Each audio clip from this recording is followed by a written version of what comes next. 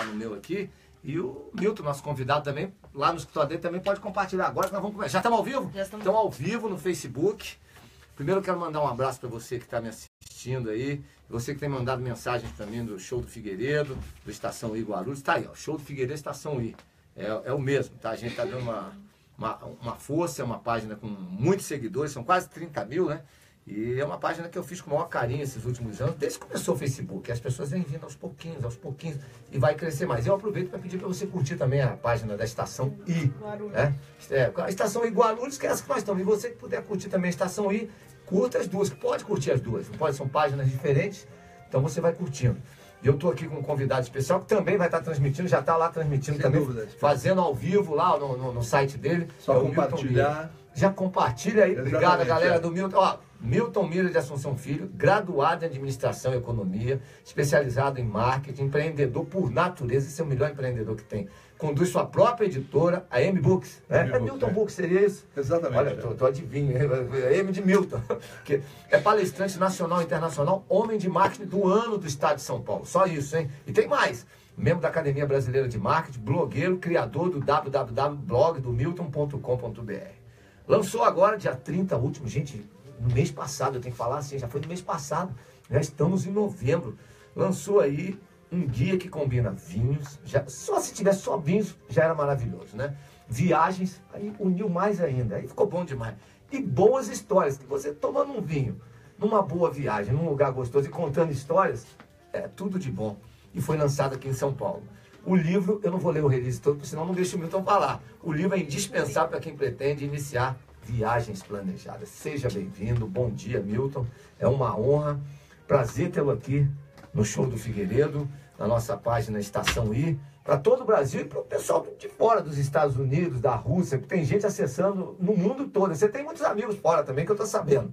Tem, principalmente esse pessoal das vinícolas que eu visitei na França, em Portugal, Itália. Eles têm Facebook e com certeza vão estar acessando também esse programa.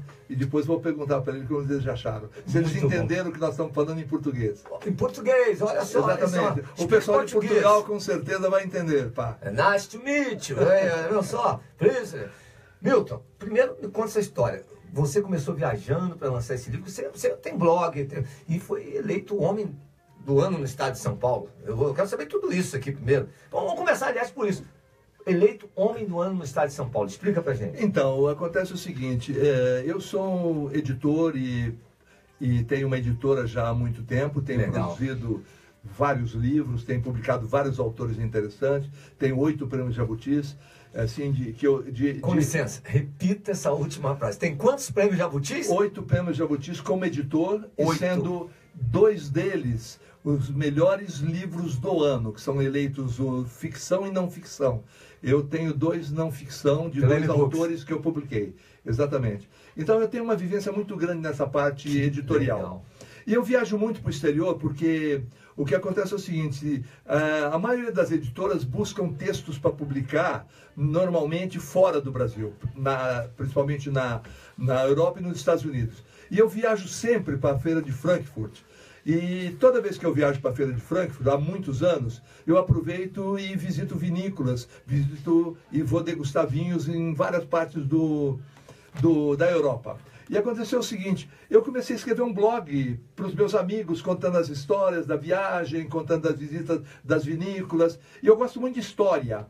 Então, quando eu visito um lugar, eu procuro saber a história do lugar para poder curtir mais, né? Então, quando eu fui para Toscana, região de Montalcino, Montepulciano, que tem o Brunello, o Chianti, eu procurei saber a história de lá, dos etruscos, dos romanos, dos cruzados. Então, quando eu fui para a região da Borgonha, eu procurei saber a história, por que Bordeaux tem todos aqueles vinhedos, tem uma história ligada à rainha da Inglaterra. Não é só porque começaram a plantar. Então, se você vai para Mendoza ou então para o Chile, por que desenvolveu os vinhedos em Mendoza, na Argentina, por que desenvolveu na região do Chile, em volta de Santiago?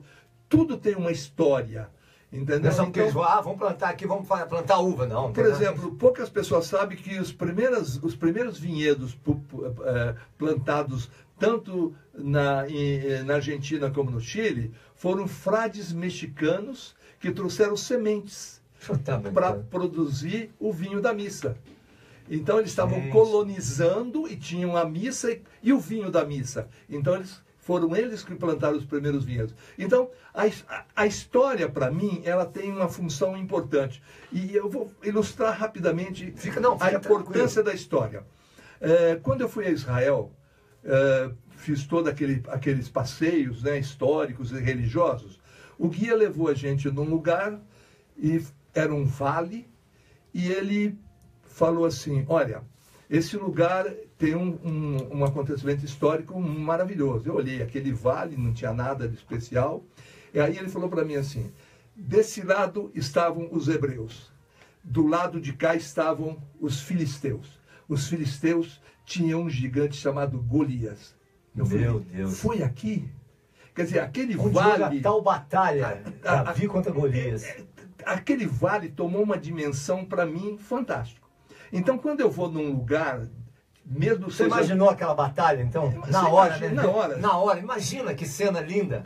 Porque a história do Davi é muito interessante, porque o pessoal trata a história religiosa, né? Se fala muito. Mas ele foi assim, ele aproveitou uma oportunidade, foi proativo, e quando Saul falou para ele, ó, tá aqui minha armadura, tá aqui a minha espada, ele falou, se eu for lutar com esse grandão, ele me pega, eu tenho que pegar ele de longe. Aí que ele jogou a pedrada, né? Então, tem uma história por trás disso. Gente. Mas a história que eu coloco no meu livro de viagens é justamente para que quando a pessoa for visitar uma região vinícola, ele saiba o que aconteceu historicamente. Você engrandece, você tem assim uma visão diferente, além de só de ver vinhedos, degustar vinho, você sabe o que aconteceu por trás disso tudo, entendeu? Como que aquilo virou um vinhedo, como virou uma produção de vinho, como que desenvolveu tudo aquilo. Então, essa história, para mim, é importante para que quando a pessoa for programar uma viagem, ele saiba do que aconteceu. Eu acho que agrega valor na viagem em si. Olha que interessante o que o Milton está falando, uma verdadeira aula. Eu vou ficar quietinho aqui, deixar o Milton falar de tudo, porque um cara que ganha 8 jabutis como editor, como autor, não importa. É um cara super respeitado, escolhido o homem do ano no estado de São Paulo, e ele ama o marketing porque ele aprendeu por si só. Você já vê que ele falando é uma verdadeira aula, é uma faculdade aqui que nós temos aqui nesse cara que conheceu o mundo, conhece o mundo e vai continuar. O mais recente livro, imagino eu, de sua autoria, Viagens, Vinho e História, que fala exatamente dessas viagens suas. Eu abri rapidamente aqui, eu vi fotos lindas, fotos assim dos lugares, impressionante da MBook. E, gente, o papel desse livro é um papel todo especial. Sabe aquele papel? Papel couché. Papel couché. É um livro que tem que ter. Quem aprecia um bom vinho, quer saber sobre vinho, saber sobre a história do vinho, sobre essa coisinha mínima que ele deu estoque aqui, falando de Chile, falando dos padres que vieram para fazer o vinho que é usado na missa. Você imagina só. E o mundo? A França, ele falou de França e outros lugares, né? Então, é interessante porque se você pegar os países todos que produzem, assim, historicamente vinhos, né, que, principalmente aquelas regiões que os brasileiros visitam sempre, é isso que eu procurei colocar no livro.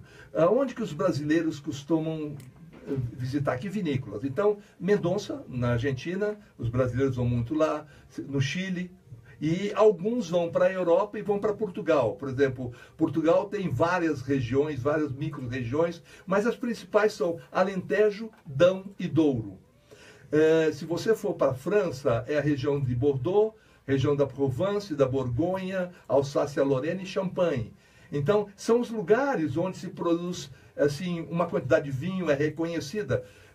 Eu diria que na França produz-se vinho a cada esquina, mas essas regiões são as mais importantes, como na Itália o Barolo e a região da Toscana. Toscana, que você fala muito. Que é a região de Montepulciano, Montalcino, do Chianti, e que no livro eu aproveito e agrego algumas cidades medievais que tem, que a pessoa que gosta de vinho, ele vai visitar as vinícolas, ele degusta o vinho, depois ele aproveita culturalmente e vai visitar cidades medievais.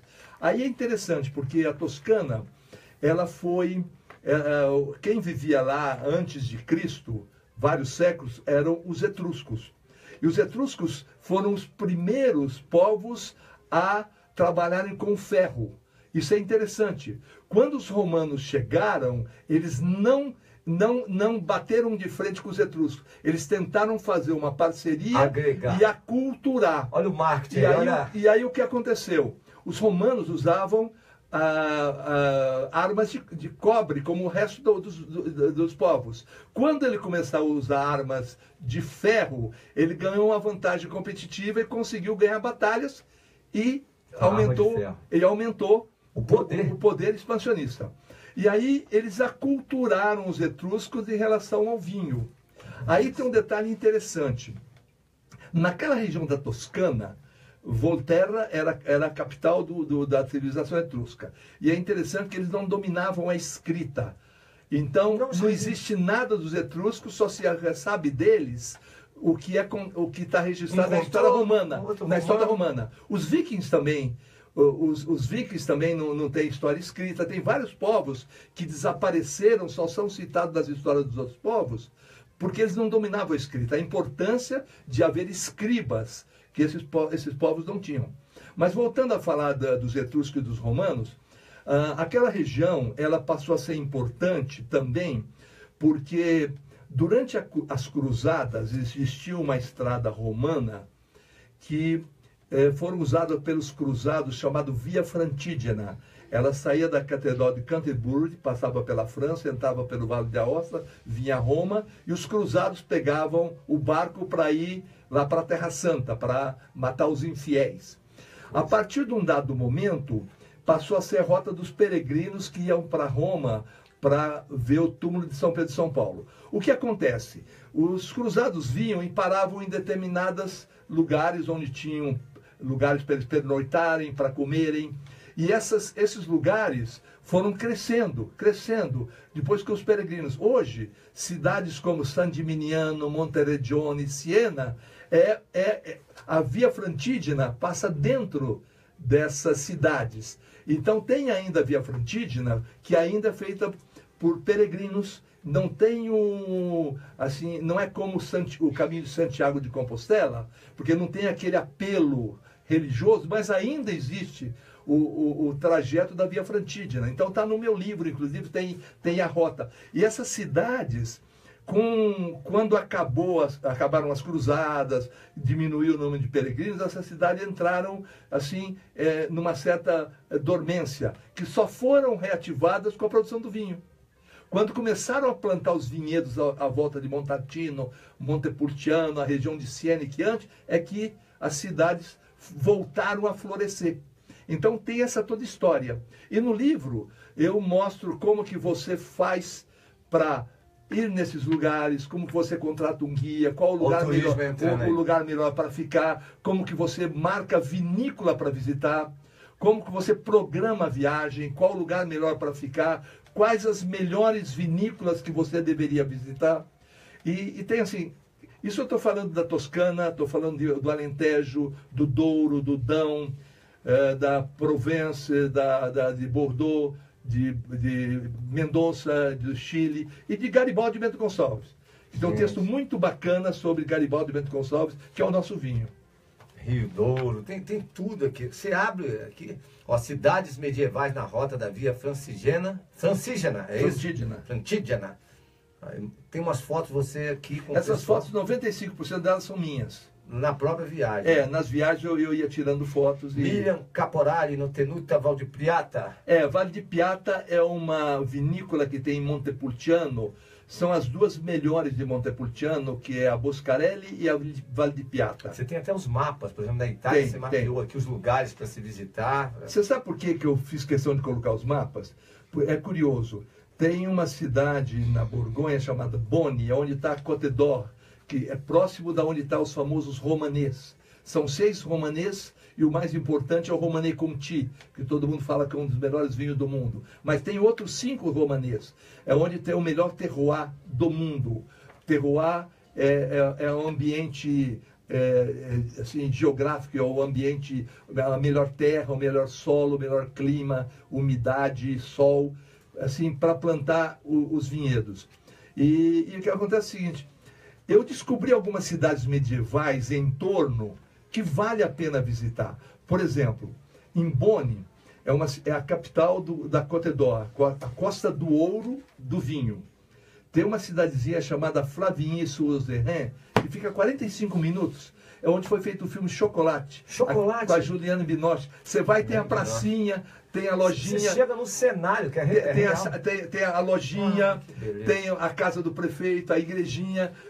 Fantástico. Uma cidade fica a 45 minutos. Aí você anda um pouquinho, tem uma cidade onde tem um museu que teve uma batalha famosa dos etruscos, dos celtas, os francos, contra o Júlio César, que eles conquistaram aquela região. Tem várias cidades medievais que eu coloco no livro. Ok, você vai degustar vinhos, você vai visitar vinícolas, mas aproveita, visita essas cidadezinhas. Estou vendo aqui, tem no livro, ele explica tudo, gente, como que você vai, as dicas, por exemplo, vai se hospedar em tal lugar, tem a melhor rota que você coloca aqui. É um guia completo. Quanto tempo levou para fazer esse guia? Na verdade, esse guia, eu comecei fazendo blog, né? Vem do blog. Eu comecei fazendo blog. Eu fazia o blog assim para descrever minhas viagens, para dividir com meus amigos. Olha, eu tive em tal lugar, tá? Aquele blog, né? Para dividir com os amigos, né? E aí eu percebi que houve um retorno muito bom, as pessoas gostaram. Aí eu falei, toda vez que eu for viajar, eu vou descrever a minha viagem. E eu viajo bastante, eu viajo 3, 4 vezes por ano. E a partir daí eu percebi que eu tinha conteúdo, mas eu falei, puxa vida, aquela história, será que eu vou fazer? Aí eu recebi assim, alguns amigos falaram, Milton, editores, você tem conteúdo para um livro. Aí eu comecei a examinar o blog e verifiquei que os conteúdos não estavam tão bons como os últimos. Aí eu voltei. Voltei todas as viagens. Gente. Eu fiz uma viagem assim para a Europa, assim, uma só para a França, outra só para a Itália, outra só para Portugal. Se introduzir mesmo lá no miolo da cidade. Só para fazer... E quem orientou nesse roteiro? Você mesmo que... 100% eu. Eu entro na internet, né? Entro na internet, olha a internet procuro lá nas informações, TripAdvisor, eu pesquiso. Uma das coisas que eu sempre faço é o seguinte, toda vez que eu vou para algum lugar, eu programo a viagem antes. Eu faço uma programação.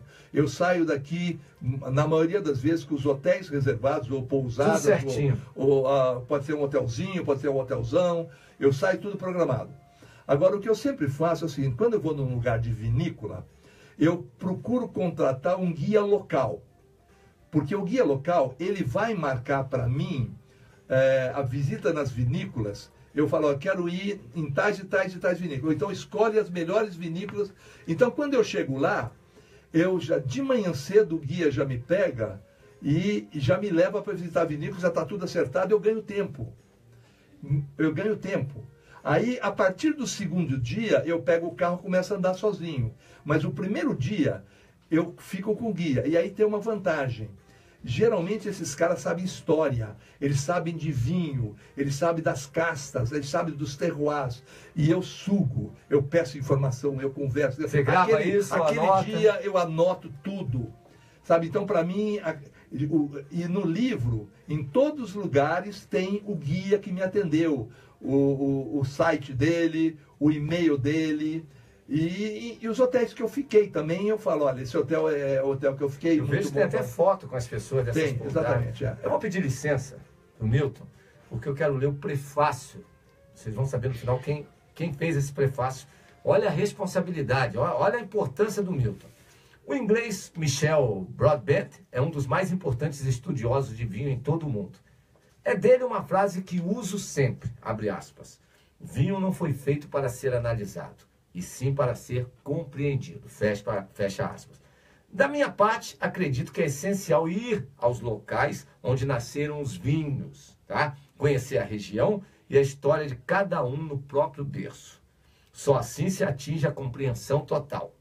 O Milton Assunção há muito pratica esse ato de amor ao vinho. Vai ao terroir, compreende a terra, o clima e os seres humanos que plantam, colhem e produzem vinho. Compreende as cidades que cercam os vinhedos. É um sacerdote na arte de compreender. Ponto. Vamos lá. O livro Viagens, Vinhos, História é o resultado de muitos anos de pesquisa convertida em um guia repleto de informações, detalhadas de viagem. Mas é muito mais que um guia. É um trabalho rico em histórias, curiosidades e fotos. Um estímulo às viagens não só para os aficionados do vinho, mas para todos aqueles que têm sensibilidade para um turismo com maior conteúdo e profundidade. Como um bom vinho, o livro atende a todos os nossos sentidos e tem uma longa permanência em nossa memória. O Milton Assunção é o expert que eu mais admiro no Brasil. Ele não brinca em serviço e nem usa os jargões do vinho para, ou melhor, como substituto ao conhecimento. Ele vai ao âmago, tá, da questão, e seu blog é incrível. E este livro é uma dádiva do autor para com os seus leitores. Convido a todos para acompanhá-lo nessas deliciosas e sedutoras viagens. Parabéns, Milton. Sabe quem assina isso? José Bonifácio de Oliveira Sobrinho, o Boni, o Papa da televisão brasileira. Se o Boni fez esse prefácio, ele não sai por aí fazendo prefácio à toa. Um dos caras que eu mais admiro, um dos mais inteligentes, se não o mais inteligente em televisão dos últimos 40 anos. O Boni fez o que fez na Globo, todo mundo sabe. Tem o Boninho seguindo a história do pai, mas o Boni tem que ser respeitado. É o cara. E ele fez esse prefácio. Então, que responsa, hein, Milton? Então, o interessante é que se você lê o prefácio, ele lê o meu blog. Inclusive, às vezes ele fala com propriedade. Ele comenta o blog, ele faz crítica, ele me dá sugestões, ele me dá recomendações. O Boni tem uma proximidade com ele. Olha que interessante. Eu lembro que às vezes que eu encontro com ele em algum evento, né, porque eu sou da Academia Brasileira de Marketing. Ele também é. Eu falo, Boni, eu estou indo para Portugal, estou indo lá para o Douro, me dá uma dica de um vinho assim. Ele fala, olha, eu falo para ele, Boni, isso aqui é problema do bolso, né? Porque eu digo o seguinte, ó, vinho bom é aquele que sabe bem na tua boca e cabe no teu bolso. Não adianta você me falar esse vinho é bom, você não cabe no meu bolso. Né? Então eu falo para ele, ó, tem que ser um vinho que cabe no meu bolso. Né? Aí ele me recomenda, ó, compra tal vinho, esse vinho é bom, tô tomando, tal. Então, assim, quando eu encontro com ele, eu só falo de vinho. Agora, é interessante que quando ele me fez o prefácio, você espera o prefácio assim, um prefácio assim... Técnico superficial. Ele lê o livro. Ele fala com ele sabe o que ele tá faz falando. Um release do livro. É impressionante, eu fiquei assim impressionado com o conteúdo do prefácio. Da viagem pelas terras, ele faz. Você falou no blog. Porque uma das preocupações minhas quando eu viajo é essa questão da história. A história, para mim, é importante, é você chegar e saber o que aconteceu naquele lugar. Tem muita coisa. A região da França, por exemplo, ela teve muita história, né? Ela teve lá os visigodos, os celtas, que eram os francos, depois os romanos. Quer dizer, houve assim, até o Átila, rei dos hunos, andou por ali, né? O Átila andou. Átila na região da Champagne e da Borgonha, o Átila teve ali também, né? Tem alguma coisa na história que fale de Napoleão, ligado ao vinho também? O Napoleão tem alguma coisa tem que eu também. Seguinte, até o Napoleão tem. O Napoleão, na verdade, o que eu tenho do Napoleão é que ele era fã da Moët Chandon. E aí eu tenho a foto de um barril de carvalho que eu não lembro agora a data, são tantas datas, que ele ofereceu pro dono da Moët Chandon. Se você vai visitar Moët Chandon em Épernay, que é a cidade da Champagne, tá lá o barril com a placa dizendo esse barril foi doado por Napoleão Bonaparte ao... Olha que história, olha que importância. É interessante. Sabe que todos esses lugares que eu vou, eu procuro saber de histórias que não estão nos guias, sabe? Aquelas histórias além dos guias. Sabe? Eu procuro saber assim, tem alguma coisa diferente para que eu possa ver, porque eu não queria fazer um guia que você encontre nos guias que estão sendo vendidos nas livrarias. Só mais um guia. Só mais um guia. Eu queria fazer um guia assim, olha, eu estive lá e eu valorizei muito a história, os terroirs, as castas das uvas, as vinícolas. Quer dizer, eu não tenho a pretensão de dizer esse vinho é bom, porque o vinho bom é aquele que você, é o que eu falei, sabe bem no teu boca, cabe no teu bolso. Aliás, isso me inspira duas perguntas em uma. Existe ou é uma lenda esse negócio do vinho muito caro, ou uma pessoa aqui no Brasil, vamos falar do Brasil, que tem um monte de gente assistindo a gente agora e tomando essa aula com o Milton aqui. O brasileiro pode tomar um vinho bom e barato, tem em conta, por exemplo, você chega num supermercado, ou vai numa adega, num lugar especializado em vinho, você acha vinhos de 20, 30, 50, 500, 1.000, existe essa, tem vinho de R$1 milhão. Dá para escolher um bom vinho barato? Olha, o vinho, teoricamente falando assim, o vinho mais caro realmente é o melhor. É o melhor. Teoricamente é o melhor. Teoricamente. É o melhor, não tem nem dúvida. Eu posso explicar tecnicamente isso. Por favor. Tecnicamente, assim, bem falando superficialmente, é o seguinte. Vamos supor que uma vinícola colhe aí, vamos supor, 10 toneladas de uma determinada uva. 10 toneladas. Aí ele pega 3 toneladas, pega as 10 toneladas e põe lá de inoxidável para poder fermentar. Aí depois pega uma quantidade dessa uva, desse vinho, e coloca já nas garrafas. E aí vai para o mercado. Porque eles precisam fazer dinheiro. É o famoso vinho do cash flow que eu brinco. Quer dizer, eles precisam colocar... É o imediato. É imediato porque precisam fazer dinheiro. Interessante. Aí pega uma outra quantidade e coloca em barril de segundo uso. Significa, já foi utilizado em processos anteriores, quer dizer, ele já tem menos carvalho. Põe lá e deixa 18 meses. Pega uma outra parte e coloca em barris de primeiro uso e deixa 24 meses. Muito bem. Esse primeiro que vai direto é o vinho jovem, é o vinho barato, é o que custa 30, 40, 50 reais e tal. Entendeu? O segundo fica 12 meses, pega um pouco de carvalho, eles chamam de reserva. Aí o terceiro... As garrafas, inclusive, aparecem. Chama de reserva. Aí o terceiro, que ficou 24 meses, chama de gran reserva. Então, o segundo ficou 12 meses, custa dinheiro você mantê-lo, então custa mais caro. E o outro ficou 24 meses, custa mais caro ainda. Então, é questão financeira, econômica. Agora, o segundo, teoricamente, ele é melhor do que o primeiro. Aquele que saiu imediato. E o terceiro é melhor do que o segundo. Que é o que demorou mais. Mas vai depender do gosto do freguês. De repente, já aconteceu comigo de eu provar um vinho jovem, provar um vinho de reserva e gostar mais do jovem. Na minha boca ficou mais gostoso. Isso você vai sentir na hora, né? O vinho bom, é o que eu falo, é aquilo que você bebe e você sente gostoso. Sente gostoso, de repente ajuda até no bom. Agora, o Gran Reserva, estamos falando em 24 meses. Mas às vezes eu ouço falar, esse vinho ficou tantos anos na reserva, aí o vinho ficou estocado, ele tem um limite para virar vinagre. Essa história de que o vinho dura a vida inteira. 100 anos? Não. Existe vinhos longevos. Certo. Por exemplo, o Barolo é longevo. Barolo é longevo. O Brunello, por exemplo, de Montalcino, o tempo ideal, ele atinge o ápice do prazer, do gosto, 12 anos após a data que está no rótulo.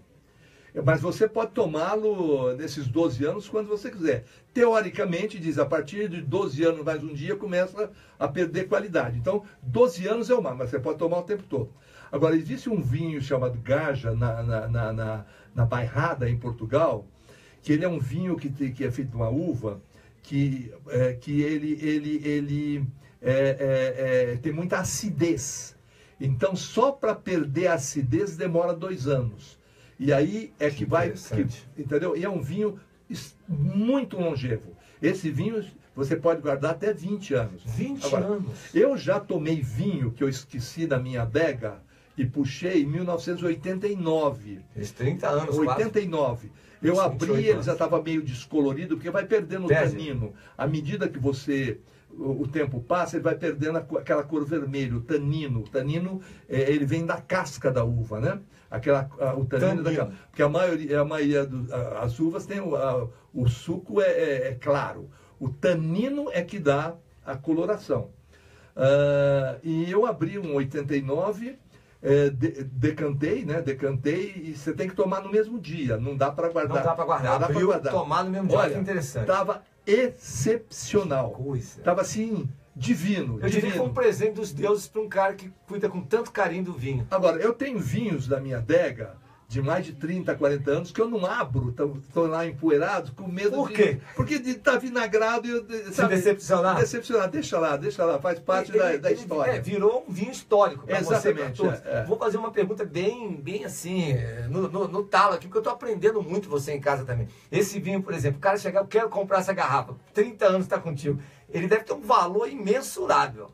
Você venderia ele se o cara... Olha, tem leilões. É isso. Tem leilões aí escutem. Tem leilões aí no mundo inteiro de que chega tem garrafas valendo 32 mil euros, 30 mil euros, 23 Esse mil tipo euros. de vinho que você tem, vinho tá tem lá. vinhos que valem muito, muito, muito, né? Que coisa. Agora, tem aquele problema, o cara que compra um vinho desse, ele não abre o vinho. Passa a ser um troféu. Um troféu, um colecionador. Sabe? É difícil você abrir um vinho desse. Passa a ser um troféu, entendeu? Milton, você é um dos caras, eu tô lendo sobre você, vou ler esse livro porque amo história, amo vinho, amo viagens.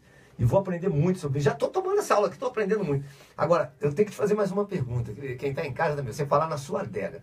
Imaginem vocês devem estar com a mesma dúvida que eu estou. Você em casa, vendo aqui esse cara aqui fantástico, um homem do ano no estado de São Paulo, um conhecedor profundo de história, de vinho, de turismo pelo mundo. Não é que ele fez uma, duas, três, não, são dezenas e dezenas. Vou fazer a pergunta. Você tem quantos vinhos, quantas garrafas na sua adega? Já parou para contar? Você numera isso? Então, eu morei em Portugal, né, um tempo.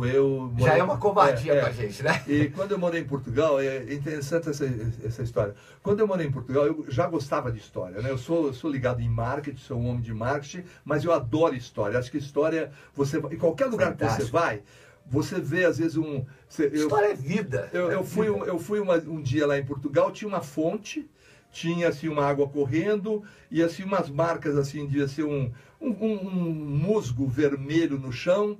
Aí eu falei, o que é aqui? Ele falou, aqui que foi assassinada a Inês de Castro. Você tá brincando? Aqui que ela foi executada, a Inês de Castro. Exatamente nessa fonte, não tá aqui é a história de Inês de Castro. Sim. Aqui e tal chama Fonte das Lágrimas.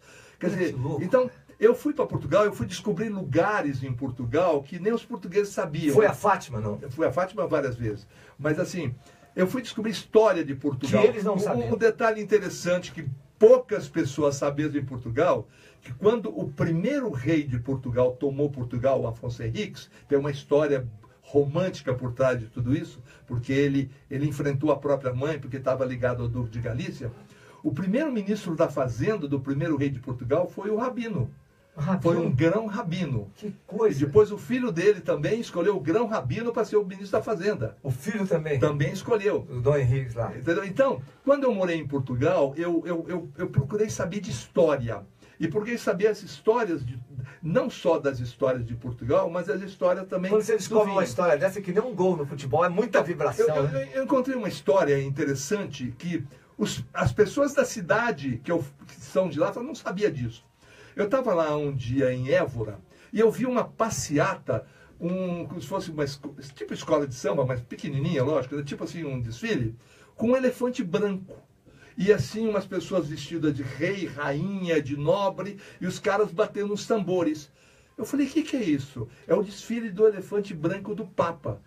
Do Papa. Aí eu falei, que história é essa? Eu fui pesquisar, tal, descobri.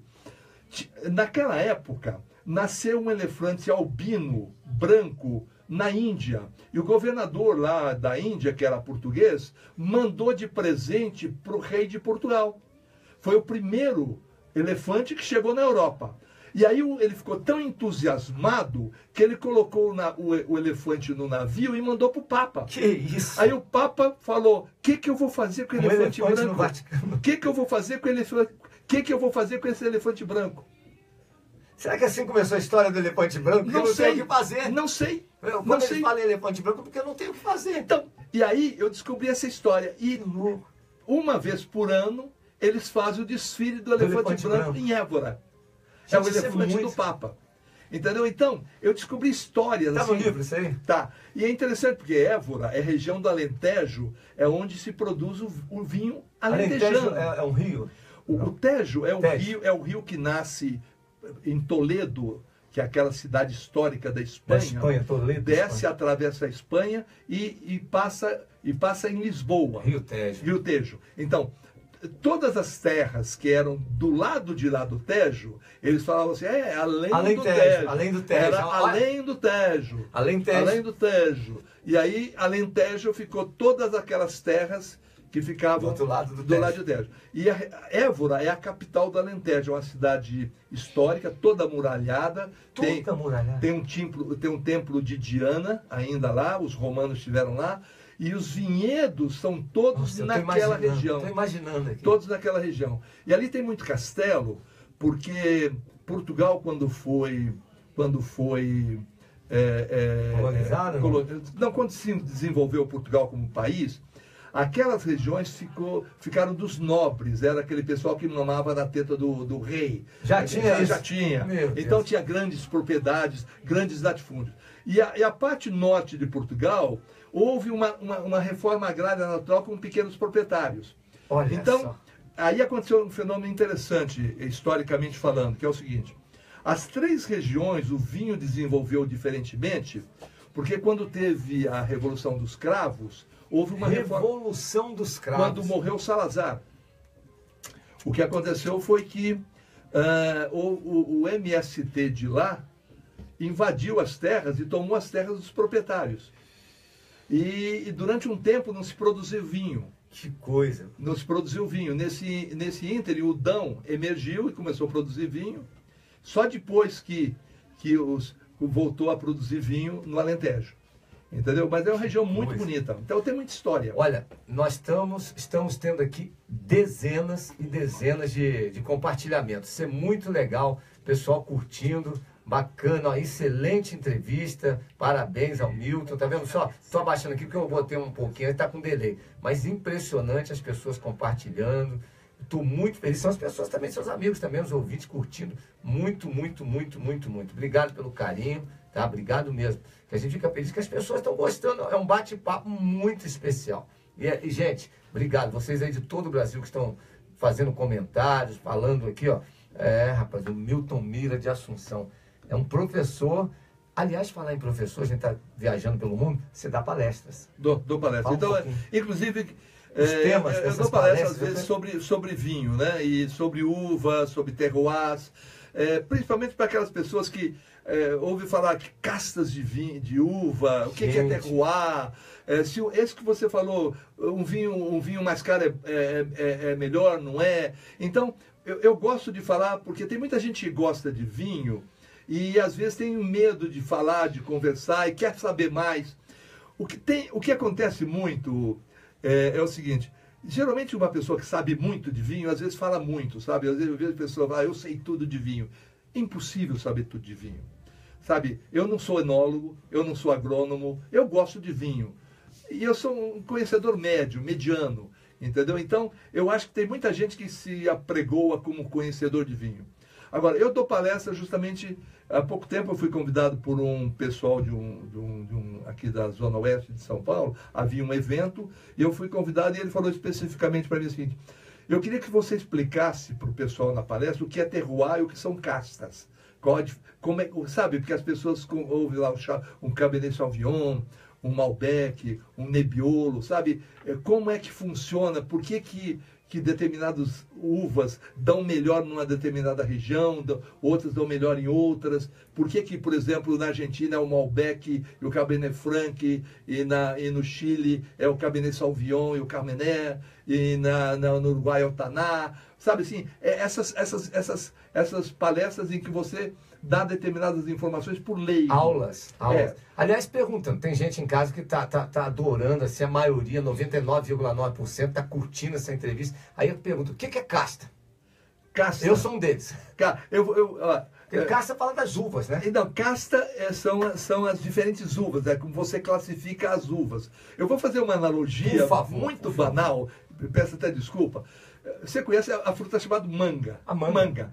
Tem manga bourbon, tem manga espada, tem manga rosa, tem manga coquinho, tem manga manteiga. É a mesma coisa a uva. Tem a Cabernet Sauvignon, tem a Malbec. Cada uma é diferente da outra. E por regiões. Cada um tem um gosto diferente. Se você comer uma manga manteiga, uma manga espada, é diferente. O gosto é diferente. A uva é a mesma coisa. Assim, fazendo uma analogia bastante elementar. Então, agora, a diferença que tem é o seguinte, determinados tipos de uvas, de castas, as castas são, Cabernet Sauvignon é uma casta, Malbec é uma casta, Carmener é uma casta. Então, o vinho é muito sensível e que essas castas de uva, elas dão melhores em determinados terroirs, que são em determinadas regiões, em função da condição do solo. O solo pode ser argila com pedra, com pedregulho, pode ser com pedra. Existe assim o pessoal diz que a uva, o vinhedo tem que sofrer, a uva tem que sofrer, tem que dar em terra não fértil. Mas não é isso. É que o vinhedo não pode ter muita umidade. Quando ela pega o nutriente, ela não pode levar muita umidade, muita água para a fruta. Lá em cima da então, videira. não pode ser um lugar com muita umidade. E aí tem um detalhe interessante, isso é técnico, hein? O ideal é que a raiz da cepa, ela desça, ela não se espalhe para o lado. Porque se você planta uma determinada árvore, planta num solo fértil, a raiz, ela não vai ter necessidade, ela vai para os lados e ela pega muita umidade. Se você põe num solo não fértil, a tendência da raiz é descer para buscar nutriente. E aí ela desce às vezes 8, 12 metros de profundidade para achar nutrientes. Na região de Châteauneuf-du-Pape, eles plantam vinhedos em solo de pedregulho. A raiz desce 12 metros para encontrar o nutriente. E aí é interessante. Eu estava um dia lá no Douro, estava um calor assim de 35 graus, estava assim aquele calor. Eu perguntei para o agrônomo, visitando os vinhedos, falei, mas está quente, como que está verde, como que está bonito isso daqui, né? Não tem chovido. Ele falou assim, pergunta para a raiz como é que está. Ela vai falar assim, aqui embaixo está fresquinho, está gostoso, aqui embaixo está legal, não se preocupa não, aqui está bem, estou bem aqui embaixo, sabe? Então é interessante ele ter falado isso para mim. Aliás, comentando, ele fez uma brincadeira, ele falou para mim assim, você sabe por que a flor é bonita? Por que ela é bonita? Ela se põe bonita? É para atrair a abelha, é para atrair o polinizador. Ela atrai, ela quer a preservação da espécie. Ela se põe bonita para ser... É como uma mulher bonita que vai numa festa... Para ser vista. Para ser vista. A flor faz a mesma coisa para atrair o inseto que vai polinizar. Entendeu? Então, se a flor não estiver bonita... o agrônomo é muito interessante. E foi interessante ele falar justamente isso. Suave. Então, quando você vê assim, fala... Por que o solo tem que ser um solo não tão fértil? Para poder fazer a raiz descer. Agora, tem que ter determinadas características de nutriente. Milton, você tem uma visão totalmente diferente nossa aqui, porque você está conhecendo diversas culturas pelo mundo, você tem feito essas viagens, não é de hoje. Independente dos títulos merecidos que o Milton tem, isso aqui tem muito a ver, é o que eu penso, com esse carisma que ele tem, com essa visão que ele tem e com essa simplicidade e humildade para receber essas informações. Essa história que ele contou agora há pouco aqui, nossa, lá da fonte, as histórias que ele contou, a história do desfile, gente, não é um desfile carnavalesco, mas um desfile que mexe com a imaginação das pessoas. Você falou, caramba, acontece isso aqui, coisa que poderia estar rolando no Brasil. Como que você classificaria essas viagens? O mundo é igual quando se quer, quando se pratica o bem, você encontra coisas boas pelo mundo todo, o Brasil não está atrás disso, ou diante do que você vê da história mundial, de milhares e milhares de anos que você foi lá conhecer, foi descobrir como se fazia, por exemplo, o elefante branco do Papa. Olha que história, olha quanta coisa e quantos anos atrás. Nós podemos nos comparar com esses países, não dá ainda, mas podemos humildemente continuar aprendendo através de livros como esse livro aqui, que é genial. Está aqui, ó, Viagens, Vinho, História. O brasileiro e o ser humano, de um modo geral, tem que aprender muito ainda, tem que ser mais humilde. Hoje já o somos, estamos preparados para receber toda essa história que poucas pessoas fazem no mundo que você está fazendo. Quer levar a história, levar o conhecimento, levar o turismo, levar as coisas boas da vida. As coisas boas da vida, leia-se, vinho. Olha a história, gente, que tem por trás do vinho. Olha o que esse professor está fazendo conosco aqui. A história, olha a comparação que ele faz da flor bonita, o que, é que ela precisa receber. Os animaizinhos, os bichinhos, os insetinhos vão lá para colocar o pólen, para colocar para a flor ficar bonita para a gente. É como o vinho, a comparação do vinho com a manga, entendeu? É um negócio, a casta do vinho, toda uma história. E aí você vê isso concentrado num cara do bem que Deus chega e fala assim, ó, você é um cara que vai ter que levar isso para o mundo.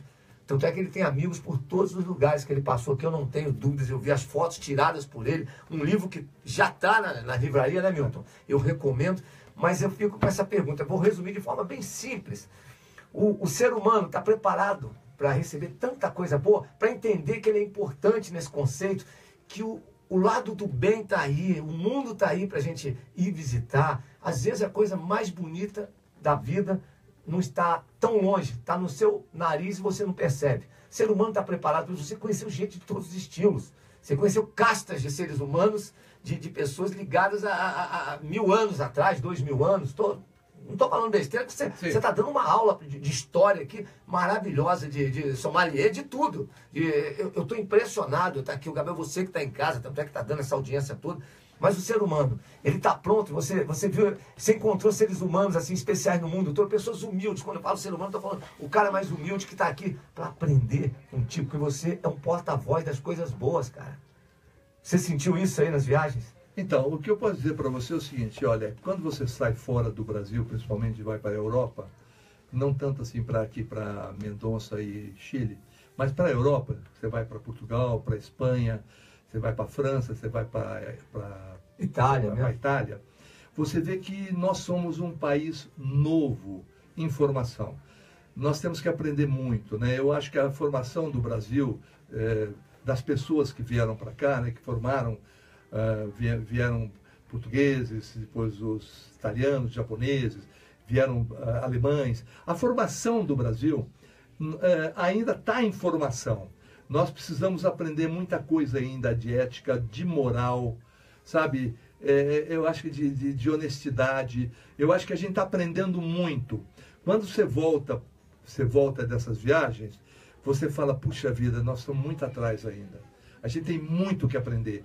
A gente tem muito que vivenciar. A gente, sabe, eu acho que o Brasil ainda está em formação e a gente precisa ser um pouco mais humildes, mais simples, sabe? Eu acho que simplicidade é tudo. Eu acho que, sabe, você pode ter coisas boas, você pode não ter muitas posses, mas se você for feliz, se você tiver uma vida simples, eu costumo dizer assim que a minha maior... você fala para mim assim, eu tenho vários títulos, você sabe, eu tenho vários, se você pegar o meu currículo, assim, tem bastante premiação. Merecidas, graças a Deus. Só que qual foi a minha maior conquista? Sabe o que eu acho que foi a minha maior conquista? A minha família. Eu olho para a minha família, para a minha mulher, para os meus filhos, para o meu neto, eu tive a capacidade, como homem, de formar uma família. De ter minha mulher, até hoje casada há mais de 40 anos, as minhas 2 filhas, meus netos. Isso, para mim, é a maior conquista da minha vida. Eu todo dia encontrar minha mulher, meus netos, minhas filhas, conviver com eles, tal. Quer dizer, tudo isso que a gente conquista na vida é legal, é gostoso, tal. Mas eu acho que a minha maior conquista foi minha família. Então, eu acho que esse lado da família no Brasil é que precisa ser valorizado um pouco mais, sabe?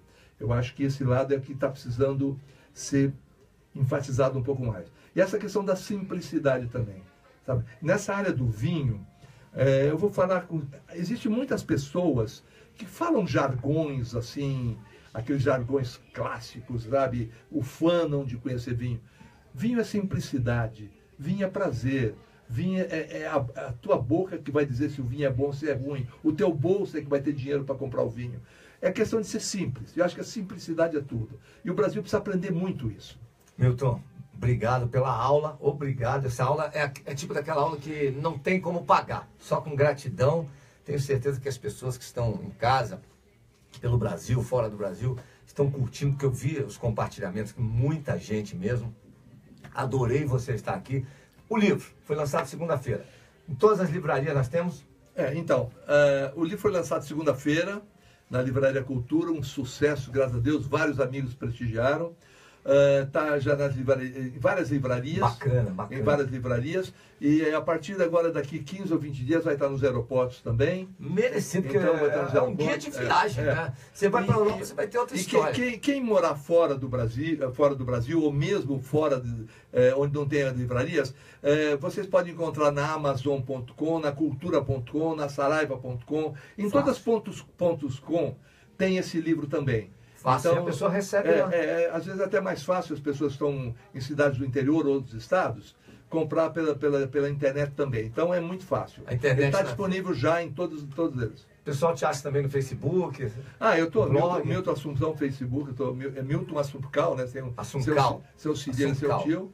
E tem um blog, www.blogdomilton.com.br. Fácil, para bater um papo legal. A próxima viagem minha agora, eu estou indo dia 6 de dezembro para Montevidéu. Montevidéu, eu já vou visitar vinícolas em volta de Montevidéu, que a casta que se deu melhor lá é a casta Taná. Taná. É a que se deu melhor na região do Uruguai. Chega até o litoral, Punta del Este, essas coisas? Não, vou ficar só em Montevidéu mesmo. Só curtir Montevidéu, vou ficar uns 4, 5 dias lá. Estou falando que a minha irmã mora lá. Eu tenho uma irmã que mora em... Que bacana. Na embaixada lá. Adora. Muito bom. Milton Assunção, estou muito feliz de te receber. Tomei essa aula mesmo. Deus te abençoe. Eu vou encerrar a participação aqui, mas tem um detalhe. Prepara aí. Aqui a gente não deixa o convidado sair sem pedir 2 músicas. Escolhe na hora, fala o nome do cantor, fica à vontade. A gente busca na internet, se tiver, a gente toca agora para você. O que você gosta de ouvir? Com esse gosto maravilhoso que esse homem tem de vinho, vamos ver de música também, botar para quebrar. O que você gosta de ouvir? Você viu só como a gente pega, deixa de saia justa? Não, é tanta música. Tanta música boa, você deve gostar de muita música boa. Uma música do Djavan. O cara foi bem, hein? Djavan, já começou bem. Djavan, puxa vida, não estou lembrando. Tem Oceano, tem vários. Oceano. Assim, essa música Oceano me lembra Portugal. Olha só. Porque eu ia lá para a beira da... Amarelo deserto. Não, eu ia lá para a beira em Cascais, e você vê o mar assim, você fala, o Brasil tá daquele lado lá, né? Que barato. E aí eu ficava ouvindo o oceano, olhando, eu falava, o Brasil tá lá longe, tá daquele lado lá. Até na música tem história. Segunda música. 50% você já matou. Essa vai ser difícil para você achar. A gente procura, ele procura. Milton Nascimento. Já começou bem. São Vicente. São Vicente. S-A-N. Eu podia escolher João Gilberto, podia escolher o Jobim, que eu sou fã, mas escolher 2... Tem muita gente boa. Foi bem o Djavan. Eu gosto muito dessa música. Vamos ver se tem. Tem São Vicente aí? Achou as duas, tá vendo só? Obrigado pelo carinho, atenção produção, já pode desligar aqui o nosso Facebook aqui, brigadão. Meu querido GG, você consegue desligar aqui, dar um toquezinho pra gente? Solta a música aí. Já a Hanna tá vindo aqui, tá desligando. Obrigado, Hanna, obrigado a todos vocês. Vamos, www.estação e você vai curtir as 2 músicas, Djavan e Milton Nascimento. E o nosso Milton aqui, o Xará, vai voltar aqui, se Deus quiser, para dar aulas de vinho para você, tá bom? Valeu, gente, fiquem com Deus. Vamos pra música.